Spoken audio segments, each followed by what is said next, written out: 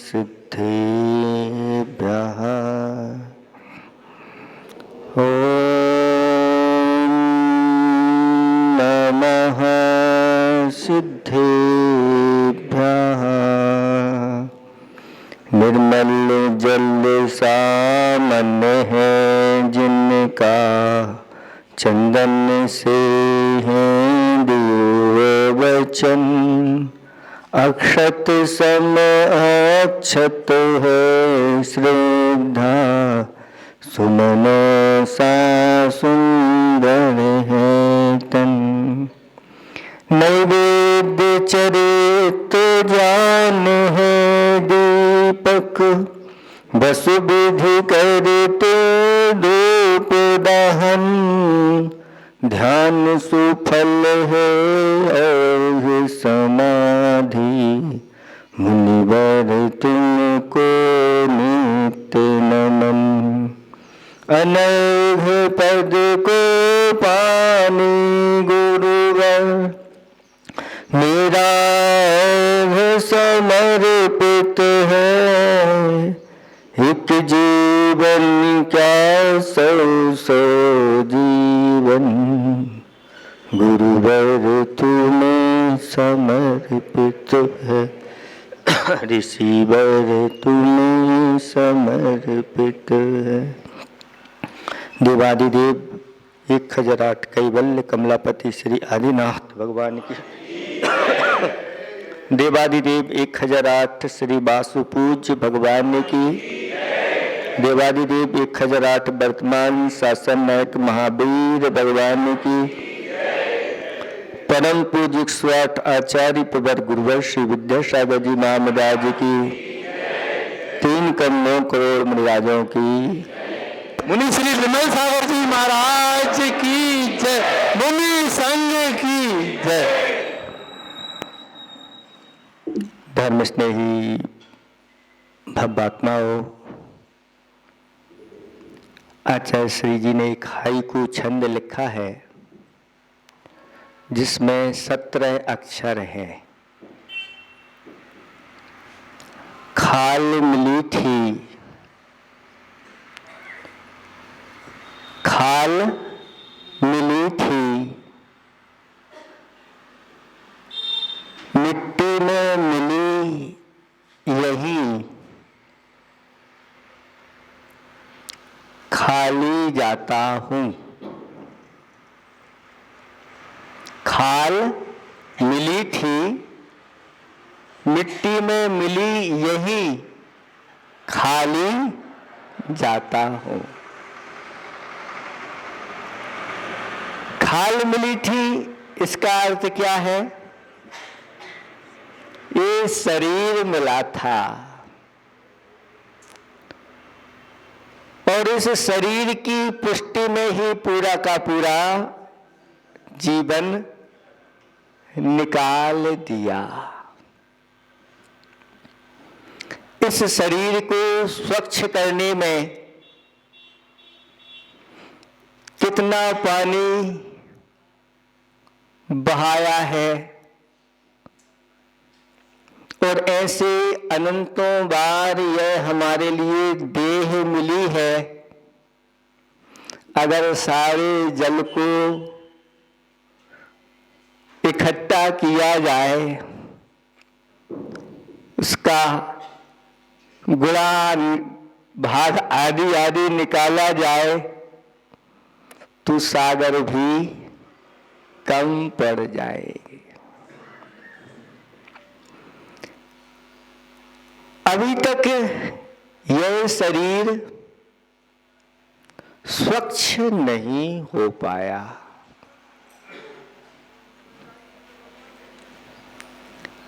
इसको सुगंधित बनाने के लिए अच्छे अच्छे पदार्थ लगाए जाते हैं। एक भाव में कितने लग जाते हैं तो अनंत भाव में कितने लगाए होंगे। अभी तक यह शरीर सुगंधित नहीं बन पाया। और इस शरीर को सुंदर बनाने के लिए वस्त्र आभूषण आदि का भी अनंतों बार प्रयोग किया गया,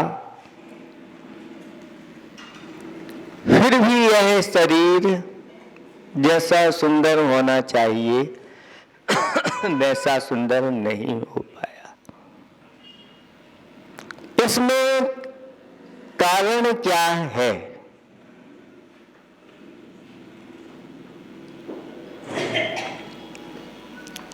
इसमें कारण क्या है, क्यों नहीं हो पाया?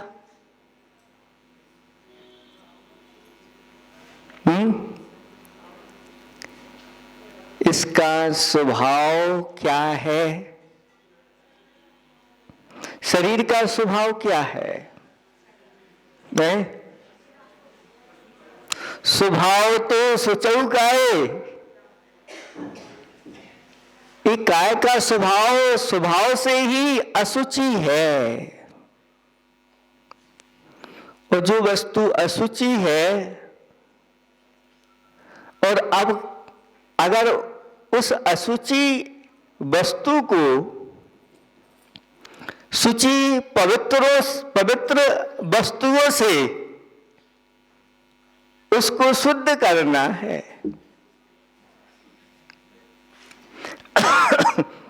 तो क्या होता है? जो पवित्र वस्तु होती है वह भी अपवित्र हो जाती है। अच्छी अच्छी सुगंधी चंदन है, खस है और गुलाब है, कमल है, आदि आदि अनेक प्रकार की सुगंधी वस्तुएं शरीर में लगाई जाती हैं, और कुछ समय के लिए तो खुशबू नजर आती है, लेकिन थोड़ा समय व्यतीत होता है और ठीक विपरीत स्थिति बन जाती है। अगर एक बार चंदन लगाने से यह खुशबू हमेशा बनी रहे तो फिर कहना ही, फिर दुकानदार क्या करेंगे? उनकी दुकानदारी कैसे चलेगी? नहीं चलेगी। तो चंदन आदि लगाने से ही है। पवित्र वस्तुएं, चंदन आदि को पवित्र माना है। ऐसी पवित्र वस्तुएं इस शरीर का स्पर्श करते पवित्र हो जाती हैं। अच्छे सुंदर सुंदर वस्त्र शरीर के ऊपर धारण किए जाते हैं, और एक पसीना आ गया और क्या हो जाती स्थिति? सब अपवित्र हो जाते। अच्छा अच्छा भोजन बना करके आप तैयार करते हैं, जब तक आपने उस भोजन को खाया नहीं है तब तक तो वह पवित्र है। और ऐसे मुनिराज भी आ जाते हैं, उस पवित्र भोजन को आप लोग प्रदान कर देते हैं। लेकिन वही पवित्र वस्तु जब इस शरीर के अंदर पहुंचती है तो अपवित्र में ही परिवर्तित हो जाती है। बीरबल से कहा गया कि कोयले का ढेर है, उस कोयले के ढेर को क्या करना है? ये काला है और इसको स्वच्छ करना है, श्वेत वर्ण का करना है। इसमें कितना खर्च आएगा, कितना पानी लगेगा, कितनी साबुन सोडा क्या लगेगा? ज्यादा कुछ नहीं लगना, युक्ति से काम करो तो ये अभी बस थोड़ा सा तेल डालना है और एक कारी, और काले से ये अभी एक घंटे के अंदर यह सब सफेद हो जाएगा।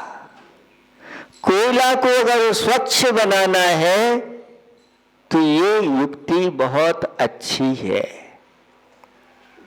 और शरीर को स्वच्छ बनाना है, शुद्ध बनाना है, पवित्र बनाना है,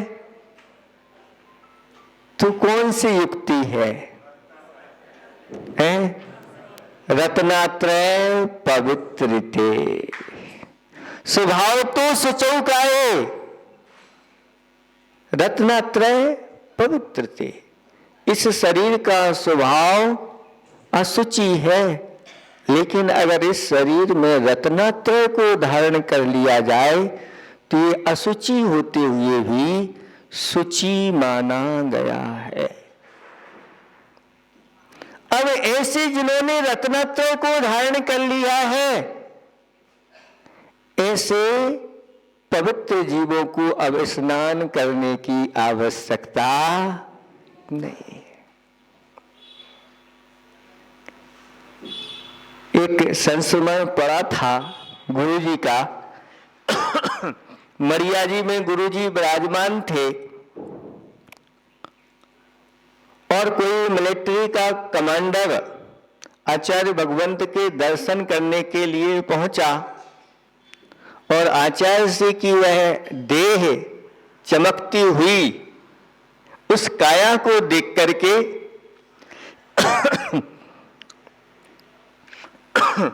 वह कहता है कि महाराज, हमने सुना था कि मुनिराज स्नान नहीं करते, और आपकी इस देह से तो कांति फूट रही है, इसमें रहस्य क्या है? तो वह कहते हैं, किसने कहा मुनिराज स्नान नहीं करते? आप लोग एक बार स्नान करते होंगे, हम तो दो दो बार स्नान करते हैं।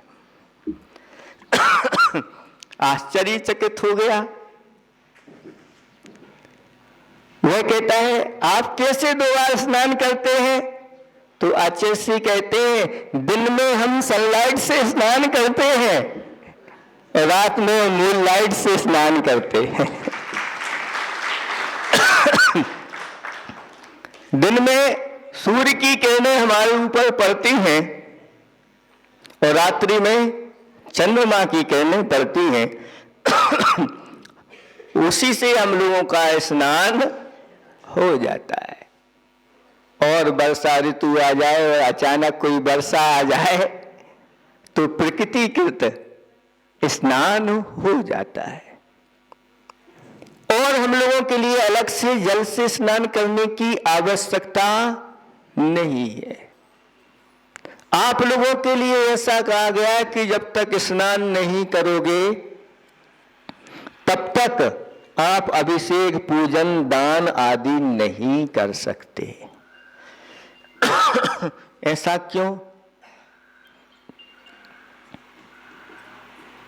और महाराज जो हैं स्मशान से आ रहे हैं और आप लोग खड़े हो जाते हैं दरवाजे पे, हे स्वामी आइए आइए आइए, आत्रो आत्रो करने लगते हैं। और वही आप लोग स्मशान से आ जाओ तो बाहर खड़े रहो, पूरा कपड़े सहित आप स्नान करिए, तब जाकर के प्रवेश मिलता है। और मुनिराज आए स्मशान से, आप कहते महाराज चरण की रज हमें लगा लेने दो, हमारे भी पाप धुल जाए। ये सब क्यों? तो आप लोगों ने अभी 5 पापों का त्याग नहीं किया है। और जो 5 पापों का त्याग नहीं करते उनके लिए बाह्य स्नान आवश्यक है, बाह्य शुद्धि आवश्यक है। नहीं तो आप कहने लगे महाराज जब स्वभाव ही इस शरीर का अशुचिपना है तो स्नान करने से क्या होने वाला है? ऐसे तर्क उठा देते हैं कि जैसे आप स्नान नहीं करते ऐसे हम भी स्नान नहीं करेंगे, क्योंकि इसका स्वभाव ही अपवित्र है। कितना भी जल डालो, साबुन सोडा लगाओ, जब इसको पवित्र होना नहीं, ऊपर ऊपर पवित्र करने की क्या आवश्यकता है? नहीं, ये व्यवहार शुद्धि आवश्यक है। और व्यवहार शुद्धि होगी तो आगे आपका मार्ग खुलेगा, नहीं तो बाहर खड़े रहो, बाहर से ही अनुमोदना करो, अंदर नहीं आ सकते। लेकिन ये आपके लिए लागू होता है, मुनि राजों के लिए लागू नहीं होता। ये बात क्यों बताई जा रही है आप लोगों के लिए? ये इसलिए बताई जा रही है कि खाल का तो आपको बहुत ख्याल रहता है, लेकिन खाल के अंदर जो बैठा हुआ है उसकी जो चिंता है बहुत कम लोगों को होती है, उसका ज्ञान भी बहुत कम लोगों को होता है।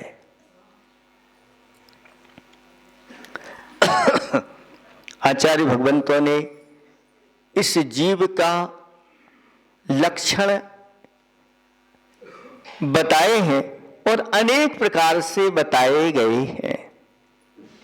एक लक्षण तो बताया उपयोगो लक्षणम। जीव का लक्षण क्या है? उपयोग लक्षण है। उपयोग का अर्थ होता है चैतन्य अनुविधायी परिणाम, यानी जो आत्मा के साथ हमेशा परिणाम बने रहते हैं। वो परिणाम कौन से हैं? जानना और देखना। दुनिया में कहीं भी ये जीव चला जाए, जानना और देखना कभी भी इसका समाप्त नहीं होता। अगर जानना देखना समाप्त हो जाए तो जीव का अस्तित्व ही समाप्त हो जाएगा। जानना देखना इसका स्वभाव है, लेकिन जानने देखने के साथ साथ यह जीव क्या करता है? यह अच्छा है, यह बुरा है। अच्छे को ग्रहण कर लेता है, बुरे को छोड़ने के लिए। अच्छे से राग कर लेता है, बुरे से द्वेष कर लेता है। और जब इस प्रकार की प्रक्रिया हो जाती है तो आत्मा जो होती है वह अपने स्वभाव से विभाव के रूप में परिणत हो जाता है। जल का स्वभाव क्या है? शीतलता। लेकिन वही जल जब अग्नि का संपर्क कर लेता है, उष्ण हो जाता है।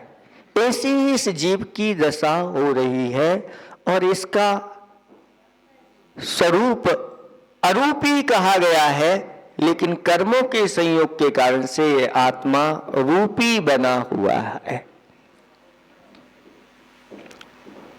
चेतना इसका लक्षण है। यह अनादिकाल से चार प्राणों से जीता आ रहा है, जी रहा है। आगे इन चार प्राणों से जिए कोई जरूरी नहीं है। ये द्रव्य प्राण कहलाते हैं। चार प्राण कौन से हैं? प्रत्येक जीव के पास ये चार प्राण होते हैं। पहला है इंद्री। कोई ना कोई इंद्री होती है उस जीव की। जैसे वृक्ष है वह जीव है, उसके पास कौन सी इंद्री है? स्पर्शन इंद्री है। उस स्पर्शन इंद्री के माध्यम से वह अपनी संज्ञाओं की पूर्ति करता चला जाता है। आहार संज्ञा की पूर्ति, भय संज्ञा की पूर्ति, मैथुन संज्ञा की पूर्ति और परिग्रह संज्ञा की पूर्ति करते रहते। ऐसे वृक्ष होते हैं। धौ नाम का एक वृक्ष होता है, वह अपनी जड़ों को वहीं ले जाता है जहां धन आदि होता है, और भी शास्त्रों में ऐसे उदाहरण दिए गए हैं कि एक वृक्ष है, ऊपर वह वृक्ष खड़ा हुआ है, उसकी जड़ें ऐसी गई हैं घूमती हुई कि वह दृश्य अलग प्रकार का दिखाई दे रहा है। उस दृश्य को देख करके किसी मुनिराज से पूछा कि यह वृक्ष वहां उगा है और उसकी जड़ें इस प्रकार से हुई है। तब मुनिराज ने उस वृक्ष की अतीत की सारी घटना सामने रख दी। यह वृक्ष पूर्व में मनुष्य पर्याय में था। उस मनुष्य पर्याय में अपने धन को उसने इस पर्वत पर गाड़ के रख दिया और दोनों उस धन को लेकर के आपस में विवाद हुआ और मृत्यु को प्राप्त हो गया और मर करके वृक्ष बन गया। और वृक्ष बना तो उसने अपनी जड़ें, उस परिग्रह के प्रति आसक्ति इतनी थी कि उस धन की वहां पर ही अपनी जड़ों को ले गया और उससे अपनी जड़ों को लपेट लिया। मतलब ये मेरा है। मम इदम इति लक्षणम परिग्रह, यह मेरा है, यही परिग्रह का लक्षण है। धन की आसक्ति में एक इंद्री बन गया, अब उसके धन क्या काम आएगा। और महाराज ने उपदेश दिया और उस व्यक्ति ने जाकर के उस धन को पूरा का पूरा निकाल लिया, दूसरा ही लाभ ले गया। इस शरीर के लिए हम कितना कर रहे हैं अनादिकाल से और अनेक प्रकार के दुख मिल रहे हैं, उन दुखों को प्राप्त हो रहे हैं, जिंदगी भर जोड़ते जोड़ते और यहीं पर सब कुछ छोड़ करके चले जाते हैं। मकड़ी क्या करती है, कितना पुरुषार्थ करती रहती है, बस जाला जाला जाला जाला जाला, और एक दिन देखते हैं कि उसी जाल में मकड़ी फंस करके और उसी में मृत्यु को प्राप्त हो जाती है। संसारी प्राणी की दशा यूं ही हो रही है और इस शरीर के लिए सब कुछ करने के लिए तैयार है, लेकिन भीतर बैठी हुई आत्मा है, उसको पवित्र करने के लिए उपाय नहीं करता है। खाल मिली थी यही, मिट्टी में मिली और खाली जाता हूं, खाली चला जाता है। दो चीजें साथ में जाती हैं। क्या है वो दो चीजें? पुण्य और पाप। जितने भी ये कर्म हैं आत्मा के साथ, ये दो भागों में बटे हुए हैं, पुण्य प्रकृतियों में और पाप प्रकृतियों में। पाप प्रकृतियां ज्यादा होती हैं, पुण्य प्रकृतियां कम होती हैं, तो यह जीव जो है अपवित्र होता चला जाता है और नरक, निगोद, त्रिंच आदि गतियों में अनेक प्रकार के दुख उठाता रहता है। एक कथा रखते हैं संक्षेप से, क्योंकि समय ज्यादा आपका नहीं लेंगे, संक्षेप में ही आप सब समझ जाओगे। उच्च कुल में जन्म लिया, वह राजा का पुरोहित था और राजा के यहाँ वह पहुंचता है और राजा अपने कार्य में उसको लगा देता है और अपने कार्य में इतना व्यस्त हो जाता है वह व्यक्ति कि वह दिन में भोजन करना भूल जाता है और देर रात अपने घर पहुंचता है राजा का कार्य समापन करके। भूख लगाई थी, वह अपनी पत्नी से कहता है कि भोजन तैयार करो, मुझे भूख लगी है। और उसकी पत्नी ने भोजन तैयार किया। रात्रि का समय था, उस समय लाइट चलती नहीं थी, अंधेरा था और चूल्हे के ऊपर भगोनी रख दी और उसमें बघार लगाने के लिए वह पड़ोसन के यहाँ हींग मांगने के लिए चली गई। इतने में एक मेढक छलांग लिया और जाकर के उसी भगोनी में गिर गया और उसने आकर के उसी में बैगन का बघार लगा दिया और रोटियां जो बनाई थी उनमें घी चुपड़ करके रखा तो वहीं से चींटियों की लाइन उसमें लग गई। ऐसे करते करते रात्रि अर्धरात्रि हो गई और अर्धरात्रि में उसने भोजन किया और भोजन करते हुए ये स्थिति हुई कि भोजन में वह मेढक आ गया लेकिन रात्रि में क्या है ये पता नहीं, उसको अलग रख दिया। रात्रि में भोजन हो गया, मुख में चींटियां भी काटने लगी। परिणाम स्वरूप रात्रि में भोजन करने का ऐसा परिणाम मिला कि वह मर करके उल्लू बना। एक रात्रि में भोजन नहीं करता था वो, लेकिन कारण बसात, राजा के कार्य के बसात रात्रि में भोजन बनाया और खाया। उसका पाप बंद इतना हो गया कि मर करके उल्लू बना। उल्लू पर्याय क्यों मिल गई? बुद्धिमान होते हुए जो व्यक्ति विवेक नहीं रखता वह मनुष्य होकर के भी क्या है, उल्लू तो बाद में बनेगा, अभी ही वह उस संज्ञा को प्राप्त हो जाता है। और कुछ लोग तो ऐसे हो जाते हैं क्रोध में आकर के और अपने ही बेटे से कहने लगते हैं उल्लू का पट्ठा। भैया ऐसा क्रोध कर रहे हो कि सोच विचार के तो बोलो, क्या बोल रहे हो। तो ऐसे ही क्रोध में व्यक्ति अंधा हो जाता है, विवेक खो देता है व्यक्ति तो अंधा हो जाता है। को अंधो, एक प्रश्न उठा कि गुरु महाराज बताओ अंधा कौन है। तो गुरु महाराज ने कहा यू अकार्यरतः, जो अकार्यों में लगा हुआ है, जो खोटे कार्यों में लगा हुआ है, आंखें होते हुए भी वह अंधा है।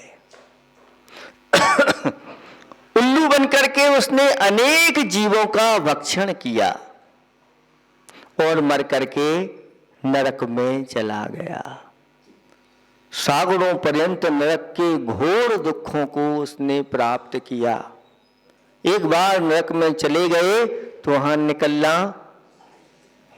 अकाल में, वहां मृत्यु नहीं होती वहां दुख ही दुख है। अगर कोई एक सुविधा है तो बस इतना, अकाल में उसकी मृत्यु नहीं होती, मरेगा नहीं। कोई मरना भी चाहे तो भी मर नहीं सकता। ये वहां की ऐसी व्यवस्था है। वहां के दुखों को प्राप्त करके फिर वहां से निकल करके कौवा बना और कौवे की लंबी आयु होती है। उस कौवे ने अनेक जीवों का भक्षण किया और ऐसा पाप संचय किया कि मर करके पुनः नरक में चला गया।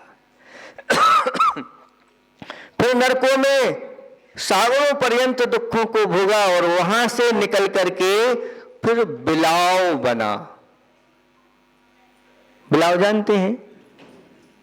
उस बिलाव ने भी अनेक जीवों का भक्षण किया और पाप का संचय करके फिर पुनः नरक में चला गया। और नरकों के दुख, वहां पर क्षेत्र संबंधी दुख होते हैं, शरीर संबंधी दुख होते हैं, मानसिक दुख होते हैं, परकृत दुख होते हैं, असुरकृत अनेक प्रकार के दुखों को उसने वहां पर प्राप्त किया। और फिर यहां आकर के क्या बना? एक जंगली सामर नाम का वह जीव बना और उसने अनेक जीवों के भक्षण करके और फिर मर के नरक चला गया। फिर वहां से निकल करके आया तो गिद्ध बना और उस गिद्ध ने भी अभक्ष्य पदार्थों का भक्षण करके और फिर नरक में चला गया। फिर वहां से आया, फिर जंगली वह जानवर बना, अनेक जीवों का भक्षण करके फिर पुनः नरक चला गया। फिर वहां से निकल करके सूकर बना, उस सूकर ने भी अनेक जीवों का भक्षण किया, अपवित्र वस्तुओं का भक्षण किया और नरक में चला गया। फिर वहां से निकल करके आया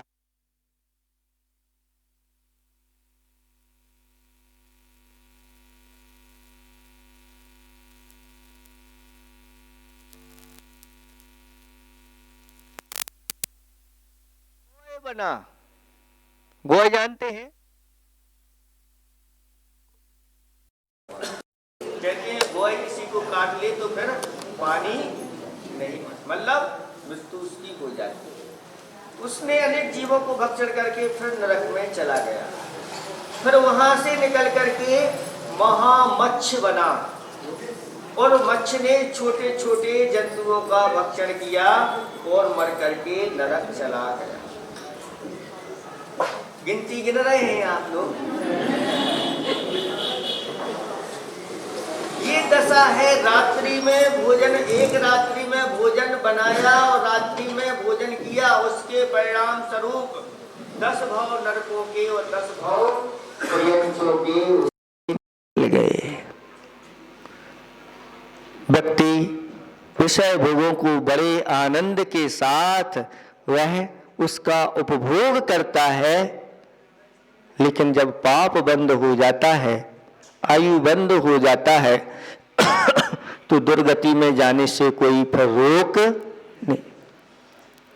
मजा है मिनटों का और सजा है असंख्यात वर्षों की सजा, उसकी कोई संख्या नहीं।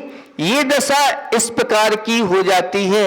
ऐसे हमने अनंतों बार नरकों में गए हैं। आचार्य भगवंत कहते हैं कितनी बार गए हो नरकों में? अनंतों बार गए हो, एक भी बार अपना कल्याण नहीं किया।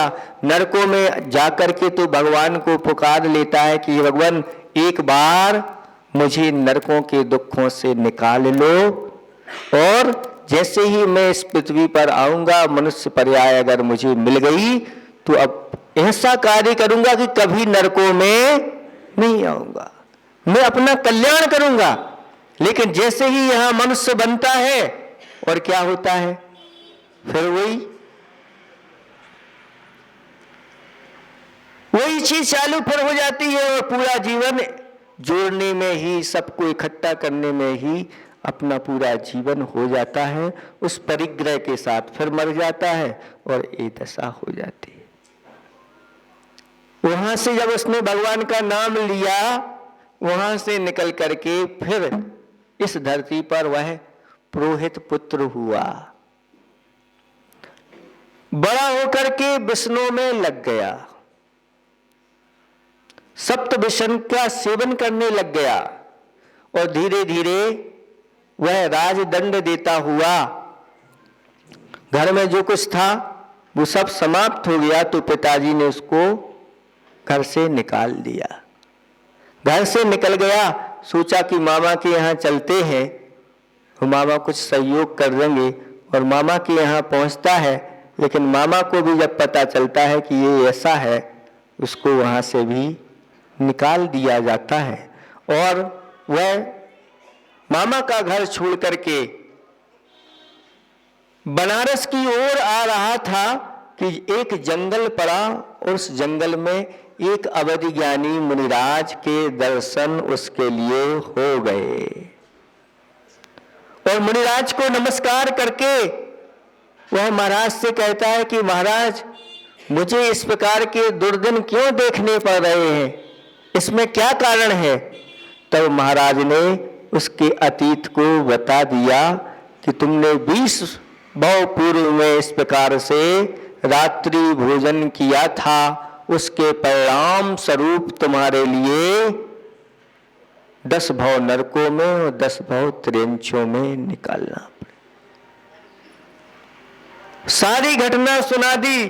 तब उसको अब लगा कि अगर हमारा कल्याण होगा तो इन मुनिराज के चरणों में ही होगा। और मुनिराज से हाथ जोड़ करके वह कहता है, महाराज अब मुझे कोई व्रत आदि दीजिए जिसके माध्यम से मैं अपना कल्याण कर सकूं।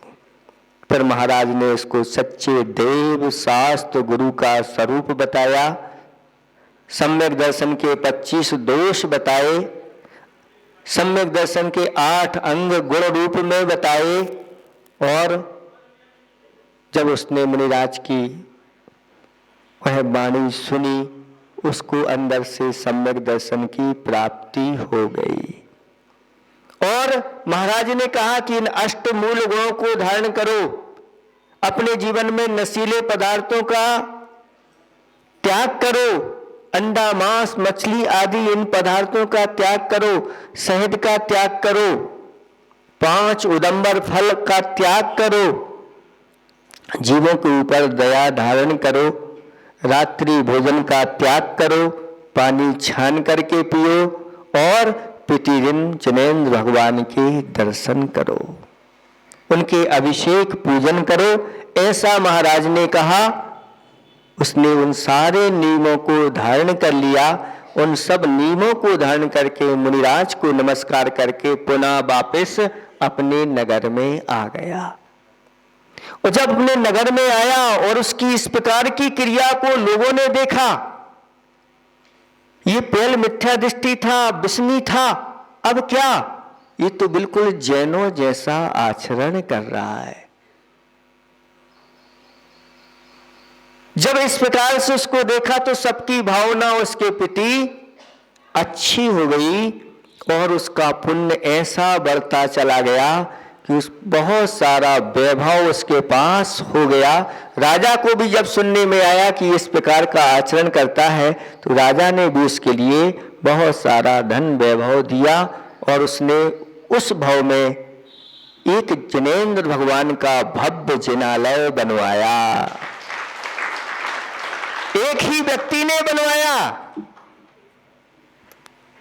आपके यहां भी ये जिनालय बन रहा है। कब से बन रहा है? ज्यादा समय नहीं हुए, अभी कितना समय और लगेगा?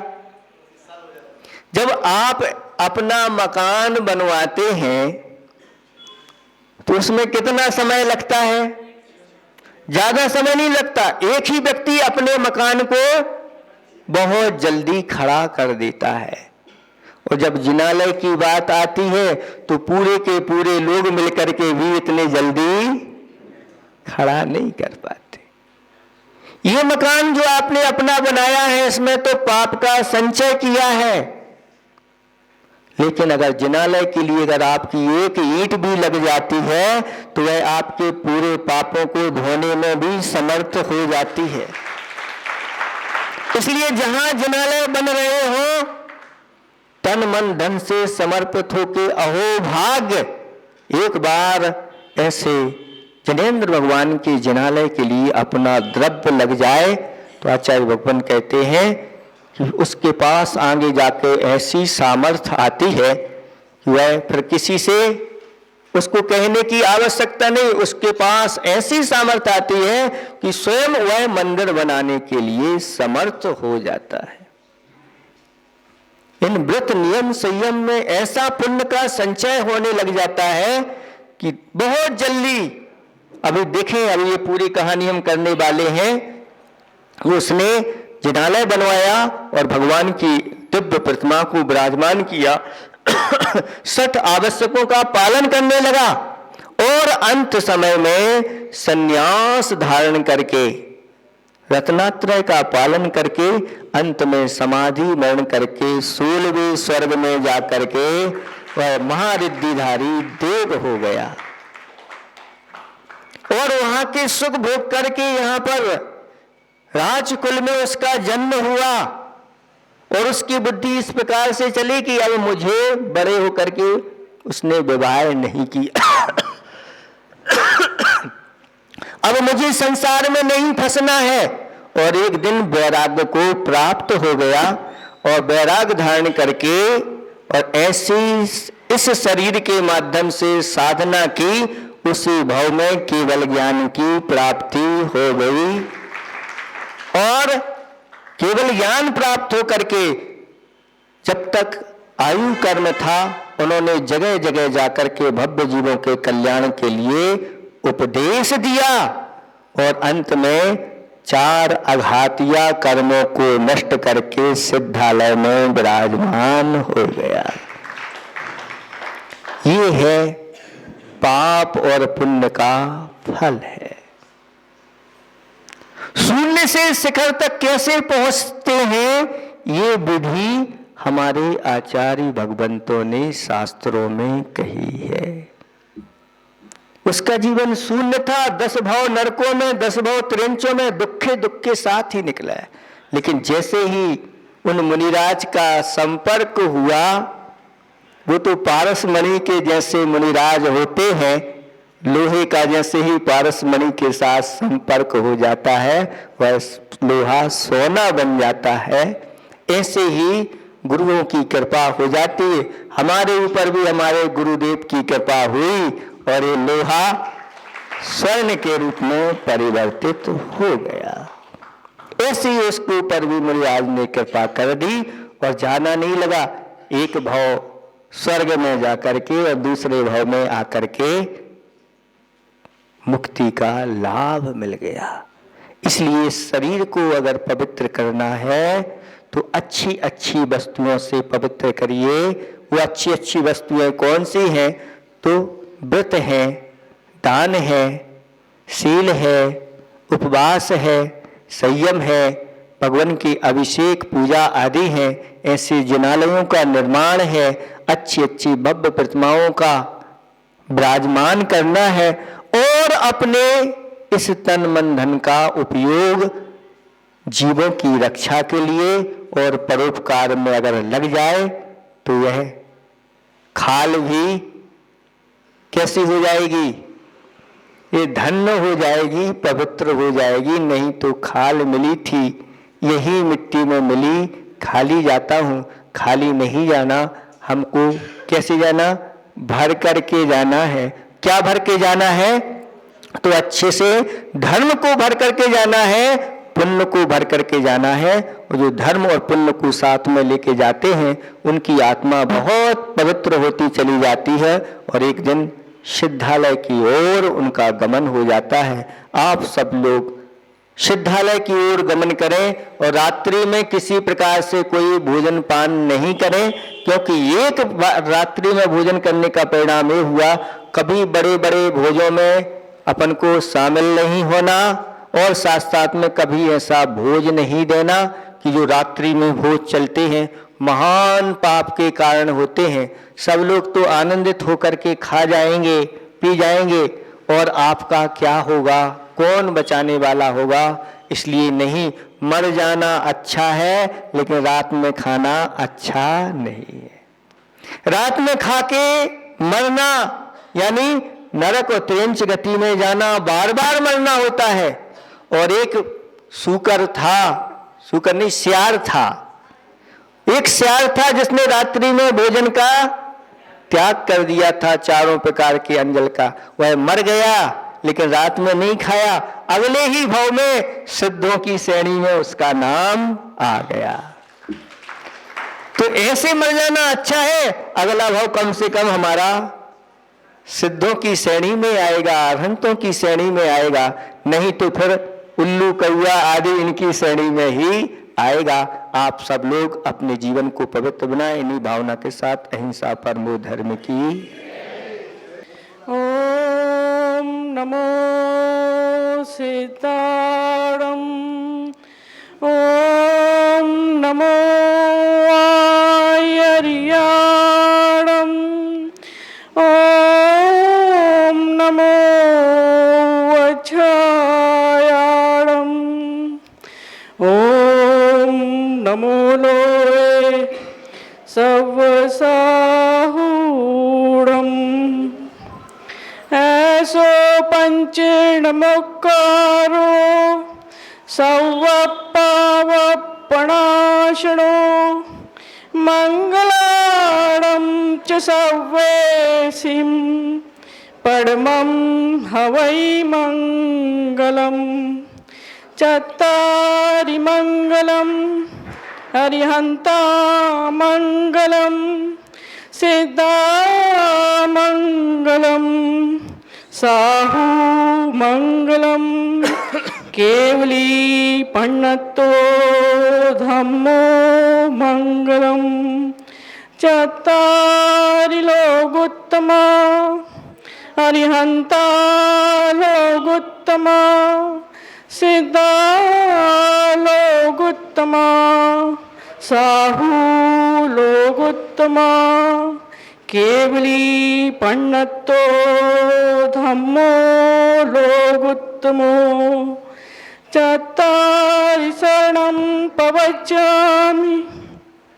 अरिहन्ते शरणं प्रवचामि सिद्धे शरणं प्रवचामि साहू शरणं प्रवचामि केवली पण्णतं धम्मं शरणं प्रवचामि धम्मं शरणं प्रवचामि मंगलं भगवान् वीरो मंगलं गौतमोगणी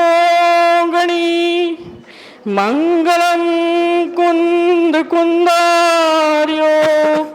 जैन धर्मोऽस्तु मंगलम् सर्वमङ्गलमाङ्गल्यं सर्वकल्याणकारकं प्रधानं सर्वधर्माणां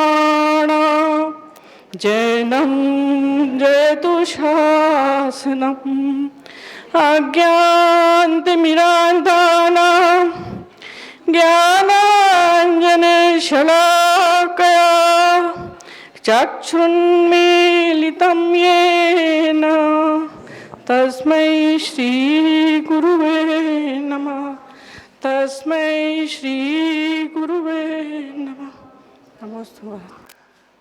ये इसके पूर्व 7 वर्ष पूर्व हमने वो जो जिस मंदिर जी में वर्तमान में हम लोग पूजा कर रहे हैं 7 वर्ष पूर्व पूज्य अजित सागर महाराज जी के सानिध्य में एक छोटा सा कार्यक्रम करके और हमने उस मंदिर जी का निर्माण किया था।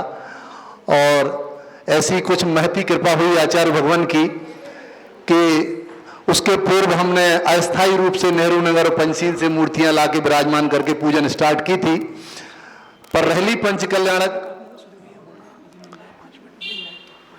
अभी आने तो 2 लोग हैं कहाँ आने तो अभी रहली पंच कल्याणक में आचार्य भगवान की कृपा हुई और बासपूज भगवान मूल नायक और अन्य 3 प्रतिमाओं की वहाँ पंच कल्याणक विधि हुई और वो मूर्तियाँ हम रहली से यहाँ लाए और आचार्य भगवान का हमारे ऊपर आशीर्वाद बराबर बरस रहा है।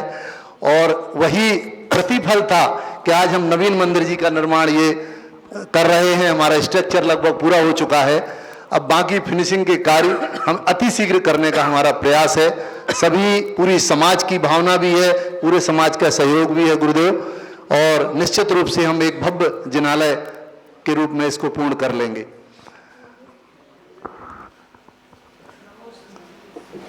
पूज्य भगवान सागर जी महाराज को नमस्ते करता हूँ। समय बहुत कम है।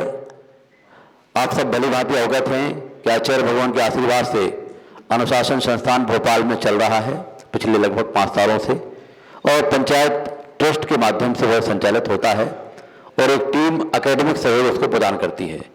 अनुशासन संस्थान सिविल सर्विसेज में और सिविल जज की तैयारी कराता है और अब तक 24 बच्चे हमारे उसमें चयनित हुए हैं आचार्य भगवान के आशीर्वाद से।